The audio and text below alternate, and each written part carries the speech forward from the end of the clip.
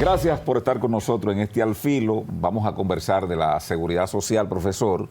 Es un tema que nos atañe a todos y es un tema en discusión y lo vamos a hacer con un experto, Alberto Santana, un amigo de la casa de acá de BTV, miembro del Consejo Económico y Social y dirigente del sector laboral.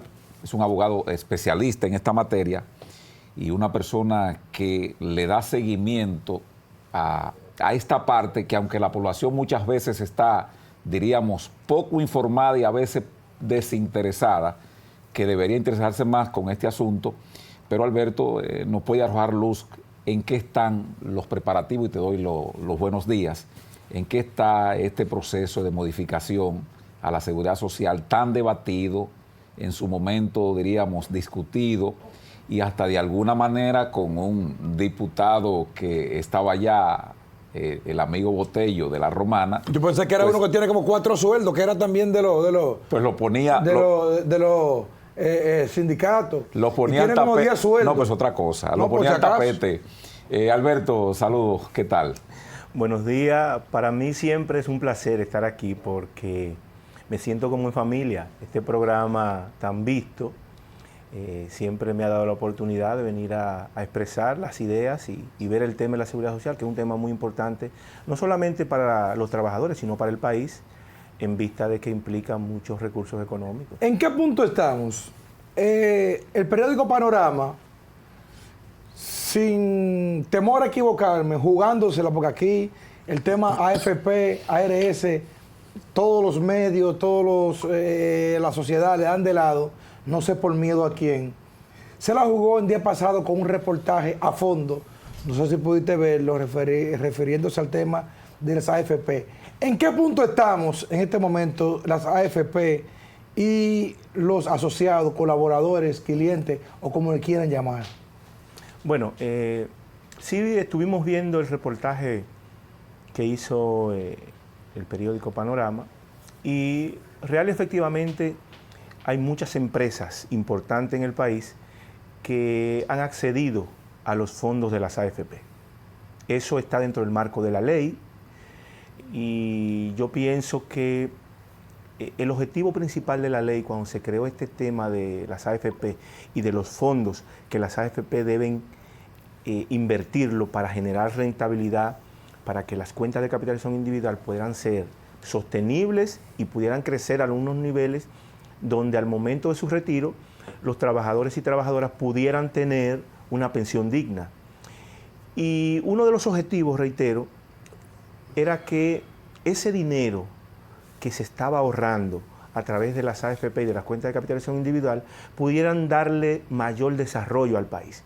Pudieran crearse más empresas, que estas empresas pudieran desarrollarse, ampliarse, crear más empleo, más riqueza.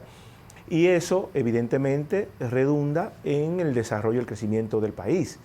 Entonces, este reportaje trajo a colación una serie de empresas que sí están utilizando el dinero de las AFP para desarrollar sus empresas. Pero todos sabemos que eso es un monto mínimo, porque la mayoría de los recursos que están en las cuentas de capitalización individual y que administran las AFP. Están en el Banco Central. Exacto, están en el Estado, que están bien garantizados, porque los Estados no quiebran, no tenemos ese susto de que el dinero se pueda desaparecer, porque los Estados, como quiera, la propia ley dice que el Estado es el responsable de garantizar las pensiones. Pero si quiebran. Los estados. Claro que quiebran, porque hay estados que se han declarado en quiebra. Cuando un estado se declara en default, o sea, incapaz para pagar los compromisos internacionales o los préstamos, la cosa, es que está quebrado. Ahora, sí, que tenga el compromiso soberano de independientemente de lo que pase y quiebre, pagarle a los pensionados o a los cotizantes, otra cosa. Tú tienes toda la razón, pero resulta que no es lo mismo que quiebre una empresa a que un Estado esté en default. Porque siempre tiene, los Estados siempre tienen, el mecanismo tienen activos, sí, tienen activos. Alberto, lo que tiene que ver con la intermediación, que es uno de los problemas, o diríamos, lo que se identifica de estas compañías que hacen la intermediación, siempre hay una crítica de las ganancias que ellos obtienen por el manejo de las cuentas de los ahorrantes, en este caso de las personas que hacen los aportes para en su momento ya de salir en lo que tiene que ver con la pensión, sigue siendo alto? ¿Y por qué tan alto?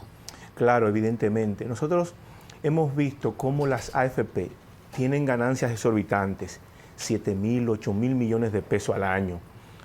Y cuando tú promedias lo que ellos administran, ellos tienen tasas de rentabilidad altísimas, 10, 12, 13, 15%. ¿Y por qué tan alta? Sin embargo, el objetivo de la ley, que es garantizar una pensión a través de una tasa competitiva, y que la propia ley dice qué tipo de tasas tiene que tener las cuentas de capitalización individual.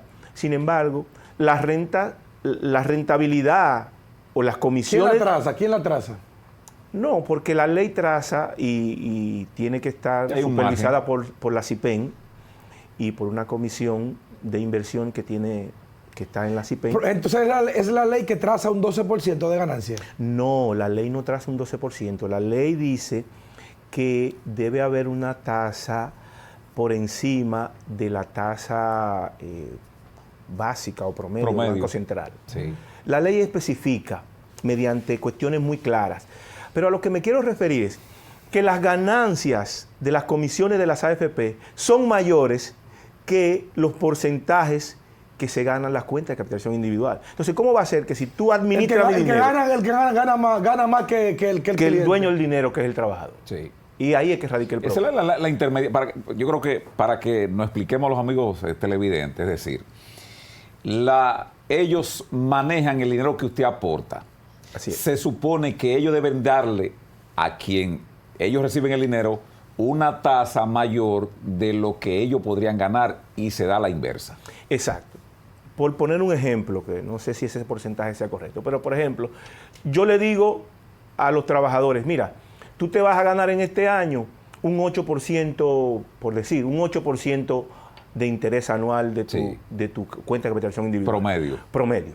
Sin embargo, yo me gano un 12. Un 12. Entonces, ¿cómo va a ser que si yo mi dinero lo puedo poner a un 12, el de los trabajadores no lo puedo poner a un 12? Porque, Alberto, están funcionando como si hubiera sido la propia banca privada, que esa sí anda recolectando dinero del público, lo pone al servicio de los inversionistas, y esa intermediación te pagan, qué sé yo, un pírrico anualmente un 8%, y ellos lo ponen al 20%, pero bueno, eso está dentro de los parámetros bancarios. Esto, más que un parámetro bancario, debería de ser para el bien común del trabajador o de quien aporta, no que sea una empresa que lo que va a hacer a tomar ganancias con un manejo, diríamos, hasta de empleomanía muy bajo, estas empresas. Así es. Y lo peor de este caso es que la propia ley te dice cuáles son las tasas por encima de unos niveles que tienen que tener de rentabilidad las cuentas de capitalización individual. Y entonces, ¿dónde entra el Estado ahí? O sea, ¿por qué el Estado no juega el rol, no en este caso de arbitrar, sino que se cumpla la ley? Bueno, es que hay una institución que debe hacer que se cumpla la ley, y que es la Superintendencia de Pensiones. Y la Superintendencia de Pensiones le hace falta fortalecer más sus niveles de supervisión. Independientemente de que son pocas las AFP, porque estamos hablando de, qué sé yo, 6, 7, 8 AFP, pero en realidad la Superintendencia de Pensiones tiene que hacer que se cumpla la ley. Y otra cosa importante es que el convenio 102 de la OIT establece bien claro que tú tienes que tener una rentabilidad definida al momento de tú tener una cuenta de capitalización individual. Por eso es que nosotros decimos que las cuentas de capitalización individual son hasta irregulares, porque tú no sabes cuál va a ser los niveles de pensión al momento de tu retirarte. Tú no sabes cuál es el porcentaje de tu pensión. Y no tienes seguridad. No tienes seguridad. Por eso es que muchas personas propugnamos, dentro de los cuales me incluyo, en que exista un sistema mixto. Una pregunta, de pensiones. Entonces, cuando te escucho hablando así, no sé si me da pena, me da vergüenza, me da alegría, porque tengo sentimientos encontrados.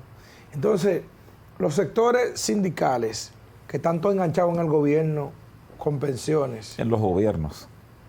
En el gobierno, porque ahora No, tienen pero pensión. es que yo... No, pero está bien. No, pero Lo es que pasa es que- que ahora tienen pensión solidaria, ahora es para siempre. Siempre tienen sus cositas con el gobierno, pero ahora están pensionados para siempre. Sí. Hay uno que tiene 10 sueldos casi, según los papeles de Rosa. Entonces, ¿dónde están? Eso parece ¿Dónde están esos un libro, sindicatos? no, los papeles de Rosa. Entonces, ¿dónde están esos sindicatos que emularon la revolución rusa, el soviet, el derecho, el respaldo a los empleados? ¿Dónde están esos sindicatos que supone que tienen que defender cosas como esa? Que mira como yo lo entendí en 30 segundos que tú lo explicaste, y supongo que ellos lo saben, pero no lo defienden. Pero defienden sus pensiones solidarias. Mira, lo primero es que yo, al igual que tú, entiendo que el movimiento sindical debe retomar su mística de lucha. Una mística que se ha perdido porque han tomado algo que bien cierto es importante, que es el diálogo social, pero han dejado la lucha de lado. Y como lo han hecho en otros países que han tenido mucha conquista, deben tener el diálogo y la concertación y la lucha al mismo tiempo. Porque no hay forma que sentado en una mesa, sin reivindicar los derechos que tienen necesariamente que reivindicar a los trabajadores, tú no lo puedes hacer sentado en una mesa nada más. Entonces, esa mística de lucha, pienso que se ha perdido porque hemos acuñado un concepto de diálogo social que real y efectivamente es importante porque los nuevos tiempos han cambiado, pero que ahí la parte beneficiada no son los trabajadores, porque los trabajadores en una mesa no logran prácticamente nada. Si no ha sido, la mayoría de las reivindicaciones, si no todas, se han logrado en proceso de lucha. No puede ser solamente sentado en una mesa. Hay que sentarse en una mesa, hay que hacer propuestas, pero hay que luchar por lo que uno quiere porque el sistema está entrampando a la dirigencia sindical. Y eso lo hemos visto, por ejemplo, en las discusiones del código. Duramos más de 10 años sentados en la Pucamaima, fuimos al Consejo Consultivo del Trabajo, fuimos al Consejo Económico y Social y nos ponemos de acuerdo y decimos, mira, la cesantía no se va a poner en discusión, ok, y se aprueba un anteproyecto de ley de modificación del código y cuando lo llevan al Congreso dicen que no y tú encuentras legisladores metiendo por debajo de la mesa una modificación de la cesantía, que hay que discutirla, pero que ya tenemos 10 años y dijimos que no nos vamos a poner de acuerdo, ¿qué va a cambiar de nuevo en estos 10 años para que en 2 o 3 meses cambie de parecer que hay que modificar la cesantía? Porque lo único que hace la cesantía es dañar al trabajador, quitarle beneficios que tienen durante mucha lucha, reitero, han logrado, como el derecho a indemnizar cuando el empleador, de manera unilateral, dice, bueno, ya usted no va a trabajar en mi empresa. Usted tiene que indemnizarlo. Y eso es lo que busca la cesantía. La cesantía, y es importante aclarar esto, sí. La cesantía no es un derecho adquirido. La cesantía es una indemnización ante el cese del trabajo unilateral por parte del empleador. Y eso es importante que se sepa, que no es un derecho adquirido, es un derecho eventual. Si usted no cancela al trabajador, usted no va a pagar cesantía. Mira, aquí hay un tema muy importante, que es el tema de la cesantía. Yo quiero que nosotros hablemos sobre todo eso, pero primero vamos a hacer una pequeña pausa. Cumplimos con algunos compromisos comerciales y ya regresamos, porque ahí hay más preguntas que la respuesta sobre el tema de la cesantía. Continuamos. Antes de irnos a la pausa, cesantía. Beneficio, negativo, positivo. ¿Cuál es la realidad de la cesantía hoy? Mira, nosotros, reitero, discutimos durante 10 años más la modificación integral al Código Laboral. Una comisión de cada uno de los sectores, del sector sindical, del sector laboral, liderado por el gobierno, no solamente este gobierno, sino gobiernos anteriores. Y un diálogo encabezado por gente como en aquel momento como Agripino, luego fueron a INTEC, luego fueron a la Pucamaima, Y todo ese proceso de diálogo durante años, siempre había un común denominador. El escollo. El escollo era la cesantía. En todo se ponían de acuerdo, menos en la cesantía. Al final, en un instrumento legal que se llama Consejo Consultivo del Trabajo, que es un órgano tripartito, donde están los empresarios, los trabajadores y el sector gobierno, adscrito al Ministerio de Trabajo, se concluyó en que se iban a pasar todos los temas en los que se habían puesto de acuerdo, excepto la cesantía, porque no se había puesto de acuerdo. Alberto, eso se parece al Código Penal. Todo el mundo está de acuerdo en todas las reformas, los artículos, pero cuando toca el tema del aborto, ahí ya llega y se desbarata la fiesta. Llega un tema ahí religioso. Entonces, del Consejo Consultivo del Trabajo envían al Consejo Económico y Social la propuesta consensuada, Sí.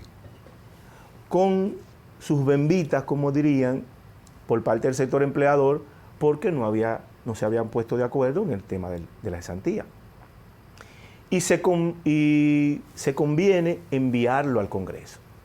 Pero cuando lo envían al Congreso, resulta que hay unos legisladores que dicen que sí, que hay que poner eso en agenda. Pero señor, si no se han puesto de acuerdo durante todo este tiempo, si van al Consejo Consultivo del Trabajo los actores... Pero una pregunta, ¿cuál es la razón de ser hoy de la cesantía? Es que el mercado laboral dominicano no es el mercado laboral de España Ni norteamericano. o de esos países desarrollados. Si tú le quitas la cesantía a un trabajador, ese es el elemento que mayor nivel de promoción de pobreza genera. Así es. El trabajador que dura 4, 5, 10 años en una empresa y tiene 40 años, 35 a 40 años, no vuelve a conseguir un empleo jamás. Y lo despachan, se fue a la calle. Entonces ¿con qué te va a la calle tú? Tú te vas a la calle con tu prestación. Es con tu cesantía, que es la proporción mayor de tus prestaciones laborales. Y ustedes no han pensado... Perdón, en ese contexto, porque hay gente en nuestro país que muchas veces hace el paralelismo con países desarrollados para lo que le conviene. Que Estados Unidos tiene un seguro de empleo, que hay otras ciudades que tienen, otros países que tienen un seguro de empleo. Sí, pero aquí no hay la manera de que tú tengas esa bolsa de dinero para cuando tú despides a una gente. En ese contexto, ¿por qué el empeño de quitarla literalmente y por qué no hacer una especie de, diríamos, de tablero en el cual la cesantía se pueda ir de cara al futuro desmontando sin que sea un eslabón tan importante en los trabajadores? Es que ocurre lo mismo. Un seguro de cesantía. ¿Quién va a pagar el seguro de cesantía? Igual, mister, debería ser. No, el gobierno, al final. Ahí es que radica el problema también. Vamos a instalar un seguro de cesantía, pero hay que cargarle más al presupuesto del gobierno. Y la responsabilidad... Pero que no debe ser el gobierno, empresa, empleado, empleador, debe ser. Bueno, pero es que nadie quiere asumir la responsabilidad tampoco. Pero es peor la cesantía. Por una pregunta ahí puntual. ¿Y ustedes no han pensado, porque yo honestamente creo en la cesantía, yo creo que sí. Lo que yo no creo es en la distribución que tiene hoy la cesantía. Por ejemplo, para mí una pyme, ya la cesantía se ha prostituido, ese tema se ha prostituido. Una pyme, un negocito, una cafetería, que tiene 2 empleados, tiene la muchacha que atiende la cafetería y la dueña de la cafetería que tiene 70 años. La tipa te falta 3 veces en una semana y a los 3 meses y un día dice que se va, que si quiere me cancele. Y esa mujer tiene que buscar los cuartos que no tiene. ¿Qué hacemos en ese caso? No, mira qué resulta. Si usted falta 3 pero veces... Pero es el día a día. Está bien, pero si usted falta 3 veces... Esté organizado o no, sí, pero lo que pasa es que falta 3 veces, pero el empleado la necesita. Prefiere darle la oportunidad de que regrese y no votarla porque tendría que hacer un proceso de nuevo. Esa es la realidad del mercado. Lo que sucede es que la cesantía es una indemnización ante un despido injustificado, ante un derecho que tiene unilateralmente el empleador, que entonces está vulnerando el derecho al trabajo que tiene el empleado. A un empleado cumplidor. Y vuelvo y reitero, es que es un derecho eventual. el empleador ha dicho que es una carga, pero es una carga porque usted quiere abusar de un derecho que tiene unilateralmente. Si usted duda... Pero en la práctica no es así. Pero esa es la práctica. No, en la pyme no. Por eso yo decía que estoy de acuerdo con la cesantía. Yo creo que una empresa que tiene 50, 70 empleados, 100 empleados, debe de cumplir con la cesantía porque esa empresa es multimillonaria. Ahora bien, una pyme pequeña que tiene de 1 a 5 empleados no soporta la carga de la cesantía. No es factible ni es lógica, porque no lo aguanta. De lo que se trata es de ver cómo el trabajador tiene sostenibilidad y estabilidad en el empleo. Y por eso se crea la cesantía en el 92. Resulta que si usted tiene un... Pero que se hizo en el 92 respondiendo a la revolución industrial, no a la era de la información como estamos hoy. Está bien, pero nosotros como trabajador necesitamos estabilidad en el empleo. Si usted le proporciona esa estabilidad, usted no tiene esa carga laboral de ningún tipo. Porque al final de la jornada laboral, de su vida útil, usted se va con una pensión. Y cuando usted se va con una pensión, el empleador no tiene que pagar cesantía. Tan simple como eso. Si usted mantiene a un trabajador en su puesto de trabajo, usted no tiene que pagar cesantía.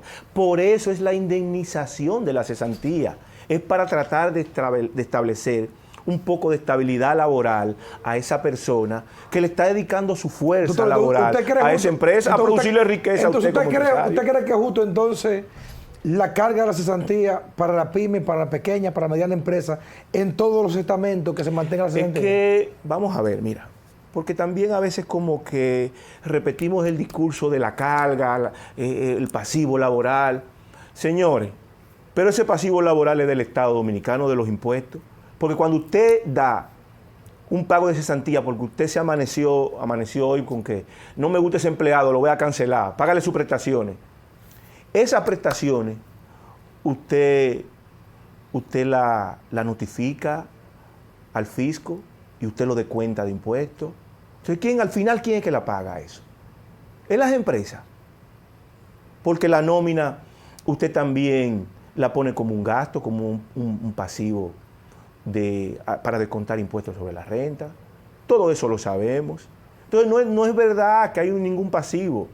Señores, el problema es que cuando miramos el mercado laboral, y como bien tú decías, que aquí queremos compararnos con países desarrollados, pero para algunas cosas, aquí las ganancias de las empresas sobrepasan el 60 y 70%. En los países desarrollados, las empresas tienen tope de ganancia. Aquí hay una frase, doctor, muy socorrida, que cuando un empleado está, diríamos, cancaneando de que está llegando un poco tarde, de que manda una excusa, para que lo voten. El compañero le dice... Es para que lo voten. Pero el compañero le dice, ten cuidado. No, porque la dominicanidad tiene un asunto, que cuando no tiene el empleo, te dice a ti, profesor, no tengo empleo. Yo hago lo que sea. Entonces, yo hago lo que sea. ¿Pero qué es lo que sea? Lo que sea.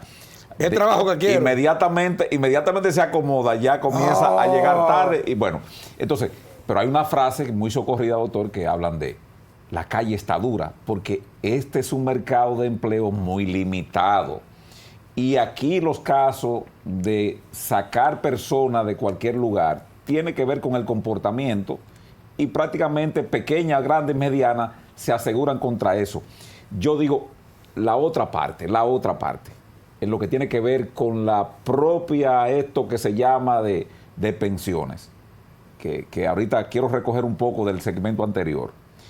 Uno ve, incluso vi al presidente Medina hablar de la cantidad de pensiones solidarias, cómo eso puede impactar de cara al futuro. La carga que representa. Tanto lo que han aportado y todas estas personas que están recibiendo unas pensiones considerables, pero que no han aportado un peso a ese bolso de dinero que representan pues los fondos de pensiones, que todo el mundo va y aporta una parte del empleado y el empleador, pero hay otros que por, diríamos, bajaderos políticos logran esas pensiones solidarias.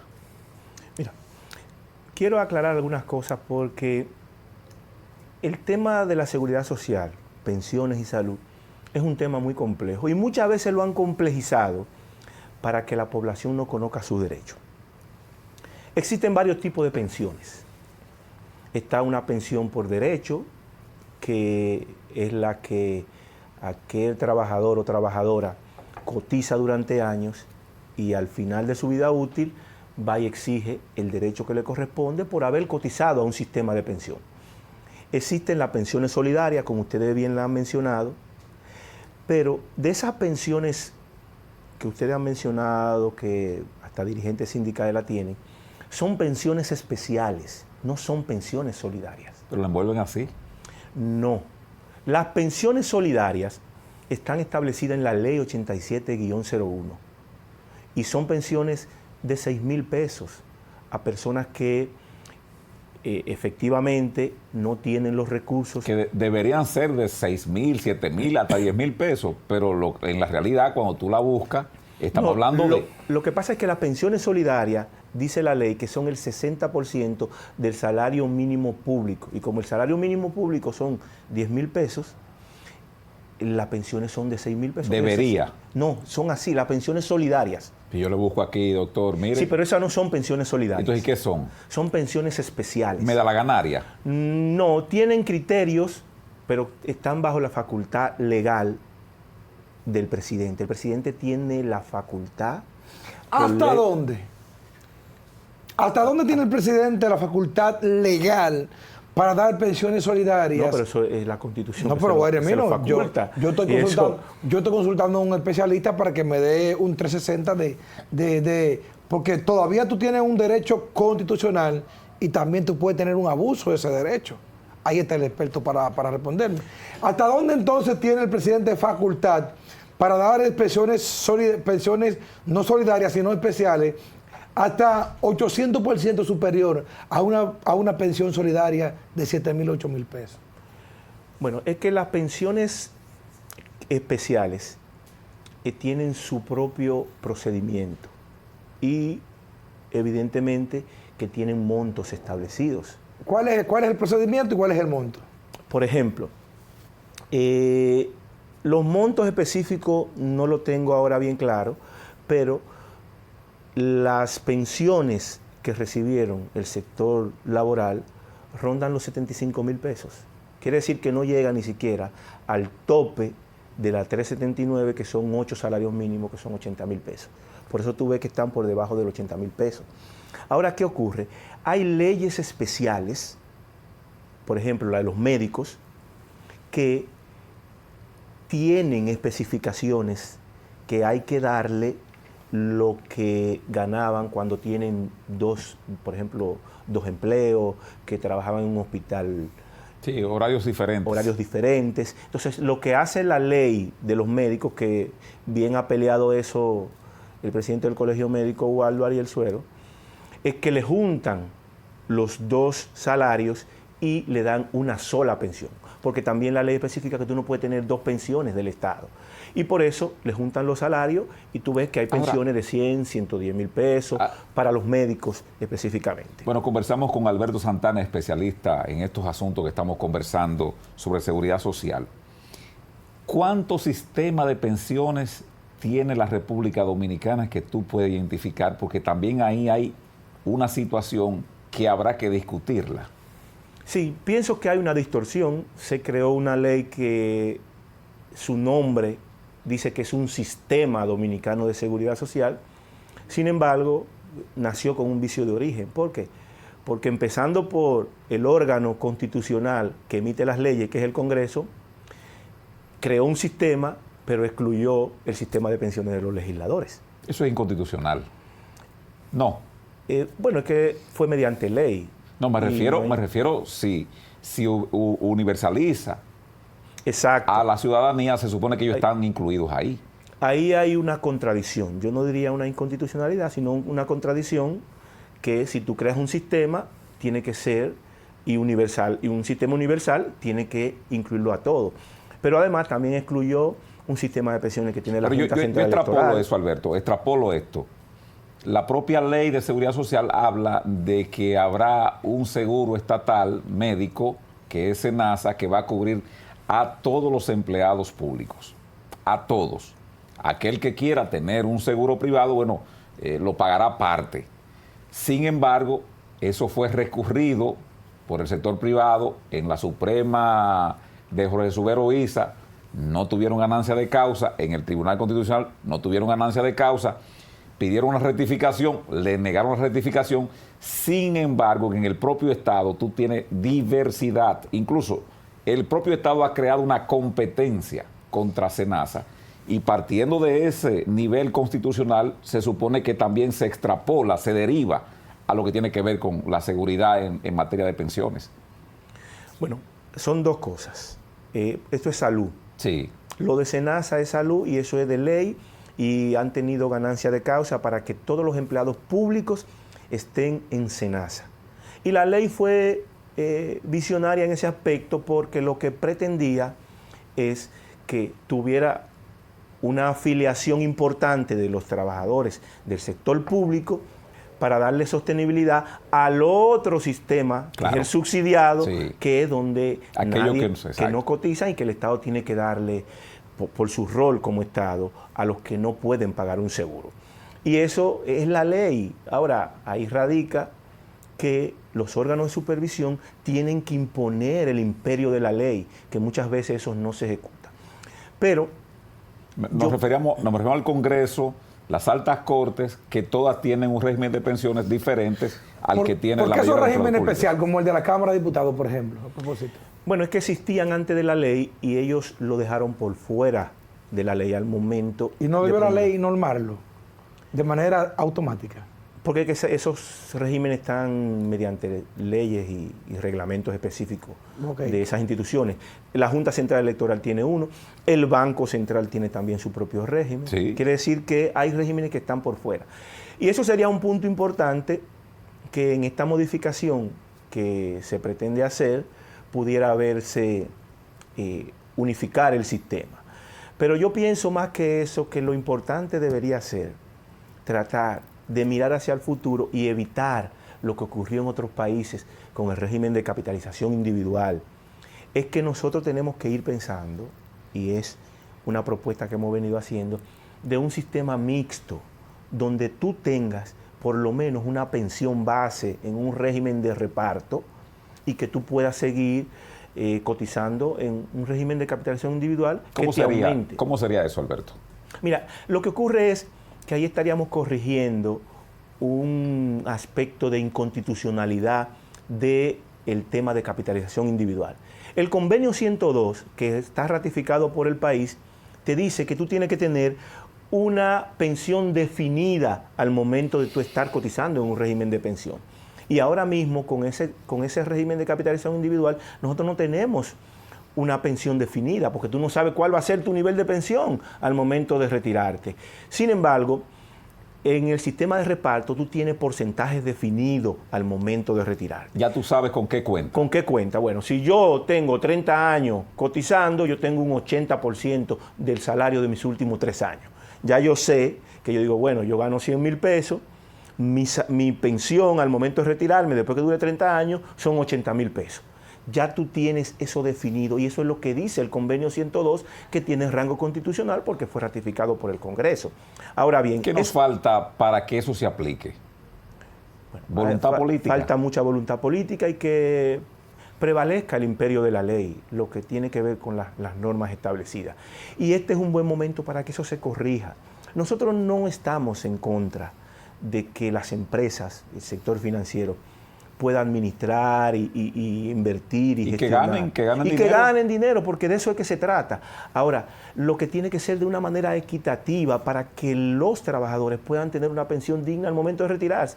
Señores, aquí hay gente que al momento de retirarse van a recibir como el 10% de su último salario. Yo tengo un compañero que su último salario, un amigo, un periodista, en el sector público fue, me parece, de 100,000 y pico de pesos. Sin embargo, está recibiendo alrededor de 14,000 pesos. Por eso no se quieren retirar los fiscales, por el tema de la pensión. Exactamente. Y una pregunta final, Alberto. He visto, sobre todo en las redes sociales, YouTube, de que hay una modalidad de que estas compañías de fondos de pensiones están incentivando para aquellas personas que han cumplido 57 o más años, puedan acceder a su fondo de pensiones mediante un préstamo. Tú puedes ahí en breve tiempo, que ya estamos contra él, hablar de la legalidad de esto y este enredo, cómo viene también otra vez a cargar un poco más. Lo primero, que eso es irregular, eso es ilegal. La ley de seguridad social establece que el dinero de tu cuenta de capitalización individual es para pensiones, solamente para pensiones. Usted no lo puede tomar para otro tipo de cosas. De hecho, hoy tú no puedes ir a buscar el dinero de tu cuenta de capitalización individual. ¿Por qué? Porque está establecido por ley que es para pensiones. Y si tú lo tomas para otra cosa, está violando la ley. Yo pienso también que es importante el momento, y hemos visto esas publicidades en las redes sociales, para hacer un llamado de atención a la Superintendencia de Pensiones, a la SIPEN. Todo eso es irregular. Usted no puede tomar el dinero de los afiliados, que es para pensión, para otro tipo de cosas. Y además, hemos visto también una serie de propuestas al margen de la Ley de Seguridad Social, hablando de cotices renta vitalicias, una serie de cosas que no están reguladas. Inclusive, ¿y qué hace? Ni siquiera ¿Qué AFP, hace son compañías de seguro que lo están haciendo. ¿Qué hace el señor Torres, superintendente de pensiones? ¿Qué hace ahí? ¿Qué hace? Bueno, él tiene, el deber de él es cumplir con lo que dice la Ley 8701 y su reglamento. ¿Por qué los perfiles se parecen mucho a los empresarios, lo que llevan ahí a regentear eso? ¿Por qué? O para que garanticen su poltrona. ¿Qué más? Para que le garanticen. Sí. Eso tendríamos que ver por qué esos perfiles son así. Bueno, agradecemos a Alberto Santana, abogado, especialista en lo que estamos hablando con respecto pues al derecho laboral y a la seguridad social.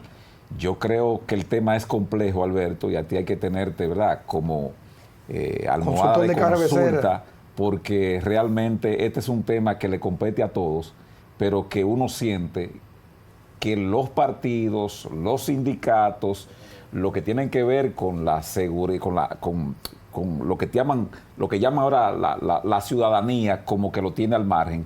Y yo creo que esto, en un futuro cercano, pues puede explotarle a cualquier gobierno y tener una situación bastante difícil. Sí, últimamente lo que queremos es llamar a toda la población y a la ciudadanía, como bien tú expresas, a que se empodere. El problema de la seguridad social es que la mayoría, si no casi todos, de los ciudadanos no conocen ni cuáles son sus derechos, ni qué tiene que hacer, ni cómo lo tiene que hacer. Entonces es un trabajo importante que tienen que hacer, no solamente las instituciones del sistema, sino todas las instituciones que en realidad le duele a la población para que puedan empoderarse del sistema. Muchísimas gracias por estar con nosotros. Esperamos poder seguir siempre contando con tu compañía. Ustedes no se vayan, hacemos una pequeña pausa y ya regresamos con la parte final del programa.